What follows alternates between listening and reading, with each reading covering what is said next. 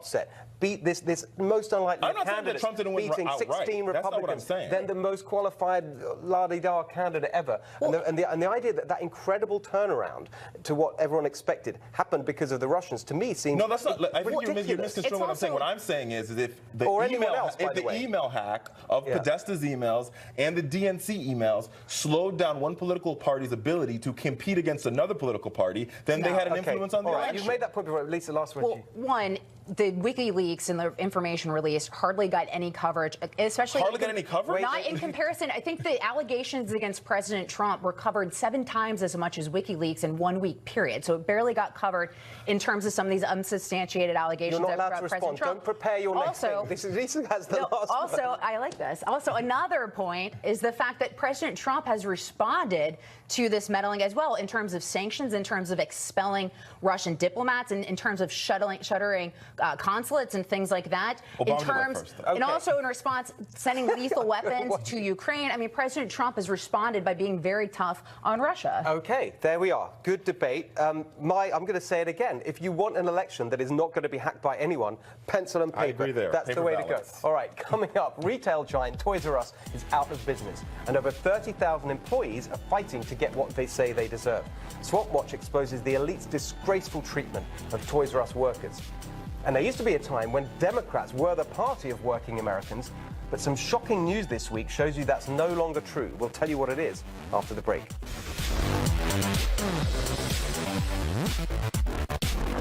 Standing up for African Americans, call to racists, even though Unfortunately, even though African Americans certainly agree with what I said, the message hasn't been brought out to them because, to be quite honest with you, the left-wing media just doesn't want to cover it. You know, I'm criticized for coming on Fox News, even though I'm standing up for African Americans, call to racists, even though that's impossible to be a racist to be black. But the reality is, it's all about who is going to scream the loudest. And African Americans have been screaming for a very long time. We've been screaming, we've been shouting, we've been marching. So the group has become disenfranchised and really just kind of over it. They don't no longer believe in politicians or politics. So that group of folks haven't got the same respect. And because we pride ourselves on voting over 90%, 95% Democrat Party, it is of lesser value. That is why Tom Perez apologized to black women. But I'm here to tell black people, black women, to vote independent, be independent, make them actually come for our vote. The days are over for just being the mistress. And so until we demand that type of respect and say that I am okay with it, means if I lose a contract, I'm fine with that, because what I call this is the consequences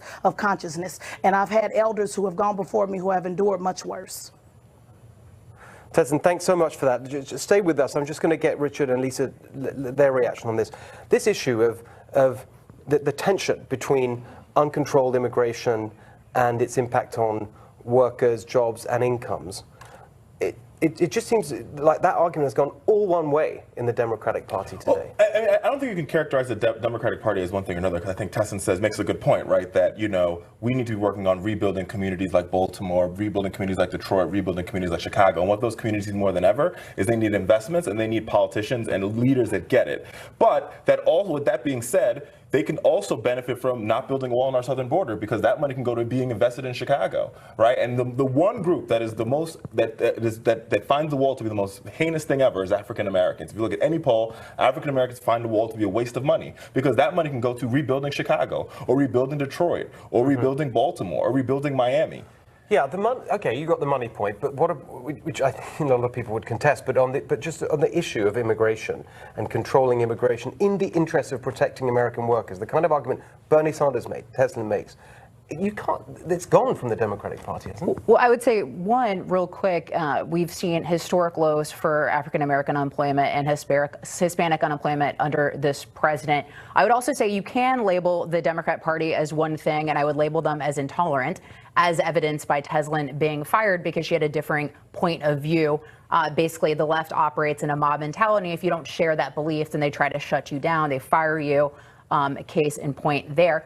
But back to your point regarding immigration, Democrats have done a complete 180 on this topic, because, as Teslin pointed out, President Obama in his book Audacity of Hope essentially made that same argument that excessive influx of illegal immigration and immigration hurts low-skilled workers. President Obama literally wrote that, and it was back in the day, not even back to 2006, where Senator Dianne Feinstein was saying things like Democrats are solidly behind defending our borders and border security, and now it's the complete opposite. And it's funny, I mean, that Obama point is so true. I've said that to Democrat friends of mine, and they said, oh, yeah, of course, Obama, he's a restrictionist. You know, and so we got no time. Just last word to Teslin. I'd just like to see if you got any thoughts based on what Richard and Lisa have said, or just wrap it up for us, Teslin.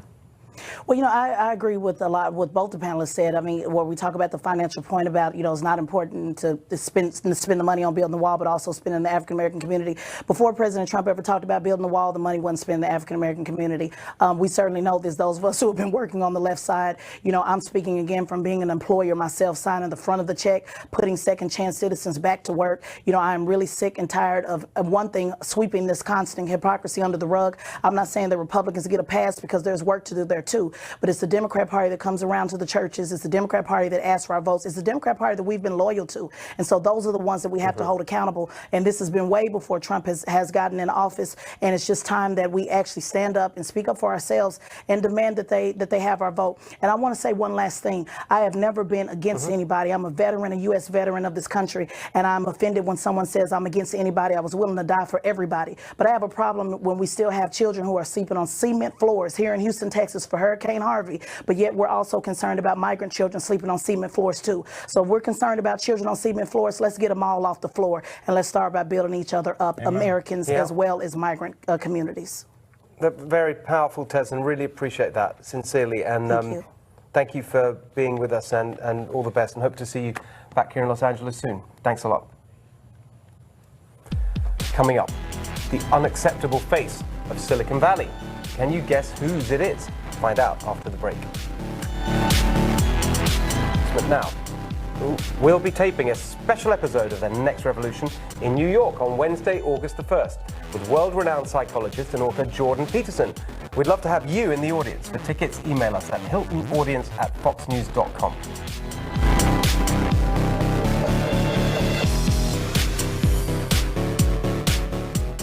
Welcome back, everyone. While the world cheered the heroic rescue of 12 Thai boys and their coach last week from a flooded cave, tech billionaire Elon Musk found himself getting into hot water. Here's what happened, and it's not exactly what's been reported elsewhere. After the cave crisis had been going on for over a week, someone asked Elon Musk on Twitter whether he or his engineers might be able to help. That led to a frenzied burst of work between the rescue team and Elon Musk's team, in which, to be fair, Musk behaved with complete professionalism and integrity.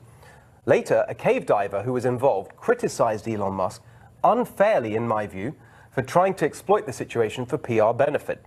In response, Musk did what any normal person would do: used his massive Twitter platform to accuse him of being a pedophile, which, as far as I'm concerned, is literally the worst thing you can say about someone. Tweeting, "Sorry, pedo guy, you really did ask for it." Was this vile accusation just a rush of blood to the head?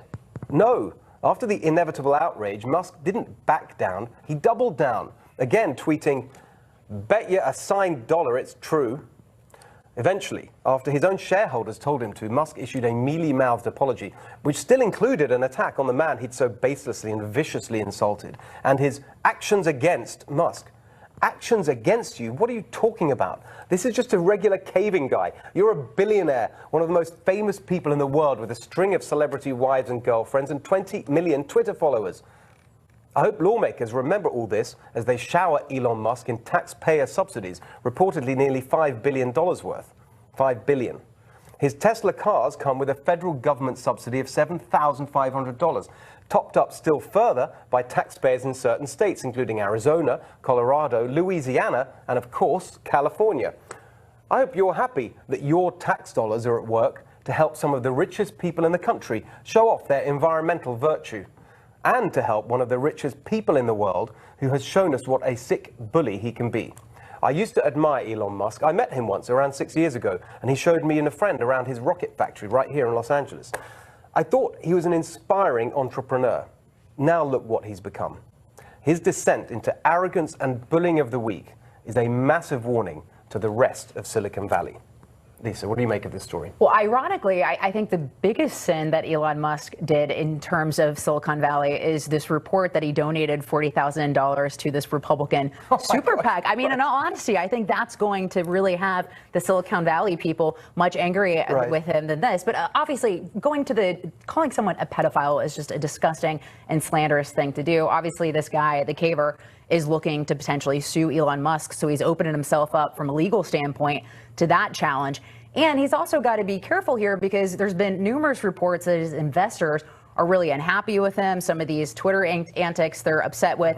Also, there's been reports of the new Model 3 car that cancellations are exceeding new orders. So they're upset about that as well. So, he does need to be careful here. And as you pointed out, he apologized once his investors went to him and were like, you've got to fix this situation. Yeah. So, Richard, I don't know, there's something about this sort of powerful person using their platform to bully someone I just found really offensive. I agree there, and I think, let's first say that these Cape divers were absolute heroes, and to do what they did and to save all that entire team and their coach was amazing. But beyond that, I think what Elon Musk is a poster child for is corporations gone bad. There was a time in this country where corporations actually had a vested interest in improving America. They invested in community. They believed in, building community and building America and raising wages, and they believed that, we got to stand by our workers. Now I think you see the opposite, and Elon Musk is the poster child for that. Now corporations are in this ridiculous race to the bottom where they continue to pile on more cash in the bank and their workers get hurt and they engage in these Twitter battles and get nowhere while the American people suffer. And he's just an example of where corporations in this country have gone to.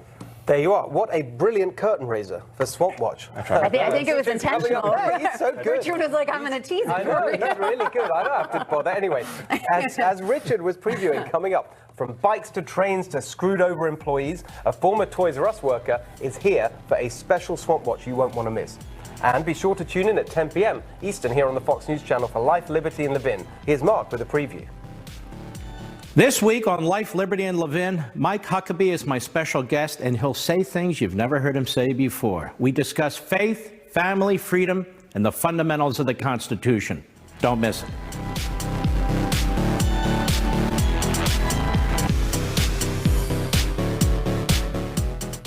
For decades, retail giant Toys R Us dominated the American toy sales market. But as of last month, Toys R Us is no more, with all 735 stores closed and 33,000 employees out of work. As sad as the situation, Swamp Watch has shown time and again, Congress has a long track record of siding with big business against the American worker. To throw salt in the wound of this Toys R Us case, executives, including CEO David Brandon, they had eliminated a position. This time they came back and just said no because of the bankruptcy laws. However, the executive bonus says. However, all the top executives received.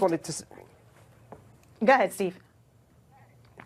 Well, look, I can imagine how you feel. I don't want to, make the pain worse for you. Actually, I just want to ask you, hopefully in a more positive and optimistic way, what can we do about it? What are you trying to achieve? What can we help with to try and do something about this? We want to see the changes made in the bankruptcy laws so that this doesn't happen again in future for retail workers. We also want Bernardo Realty Trust to come to the table and pay Toys R Us workers what we deserved. We worked hard for it. We built the company. They didn't do it. We did. So we deserve to get severance. It's the only fair and right thing to do. And just a final question, is this an organized effort? Are you part of a group pushing for this?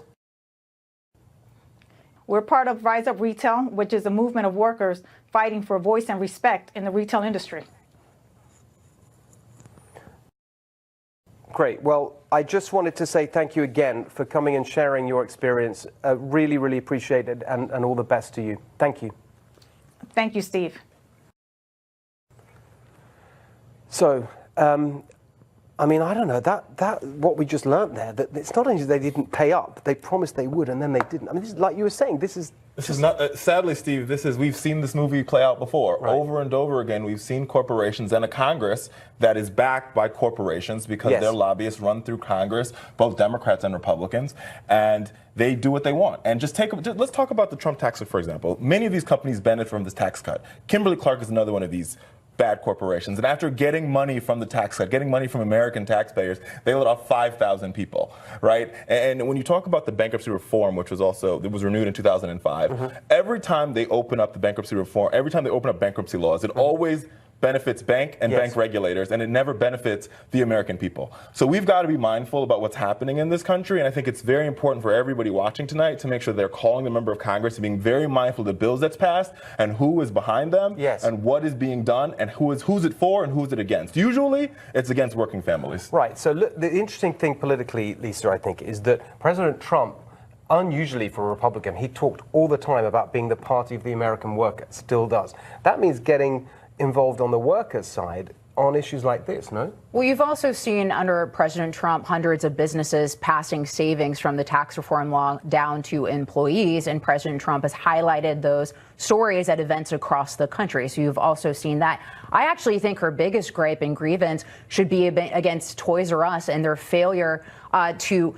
failure to look at basically the changes in, with internet retailers like Amazon and Walmart and their failure to change their business model to keep up, because it's basically Amazon and Walmart's ability to bring toys at a much cheaper cost that has helped driven Toys R Us out of business. So their antiquated business model wasn't able to keep up in the changing economy. I get so that, honestly, I think the biggest grievance is with mismanagement on the business side of things. But if you promise your workers a severance package and you've given severances in the past, you're like, oh, we have a little loophole, so we're going to get out of it. They're paying I just want to say something. We don't have but they're paying off their shareholders. I want to say something. But they're paying off their shareholders. I want to say something, which is that point that Lisa made about the transition to a new economy, so important. And that's why I couldn't believe the fact that we actually had a really important announcement on that this week from the Trump administration, led by Ivanka Trump, a new initiative to train workers for the jobs of the future. Do you know how much coverage that got? We did analysis. ABC News,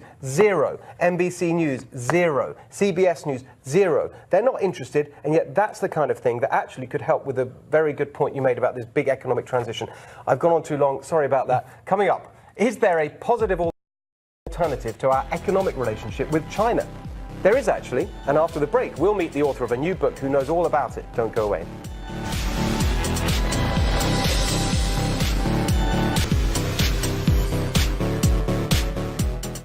Welcome back, everyone. If you've watched this show before, and if not, why haven't you? You've probably heard all about why I think China is the real enemy America needs to be wary of, not Russia. But is there an alternative to economic dependence on China? What about India?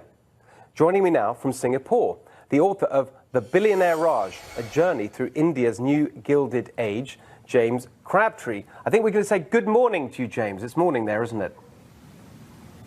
Good morning, Steve. Yeah, it's about 9:40 in the morning here in Singapore. Very good. So listen, you've written all about India and how that country's changed so remarkably in recent years.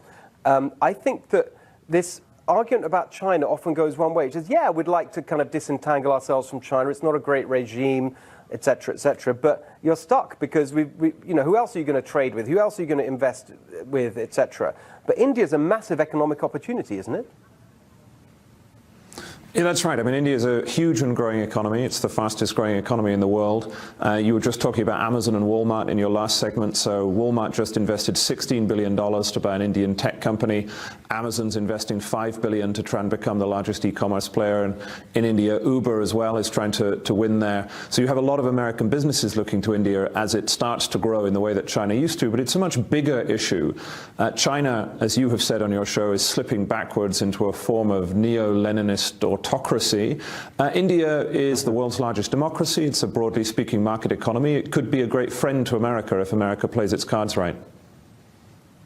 So what do you describe in your book in terms of what's happening with India's economic and development and in other ways?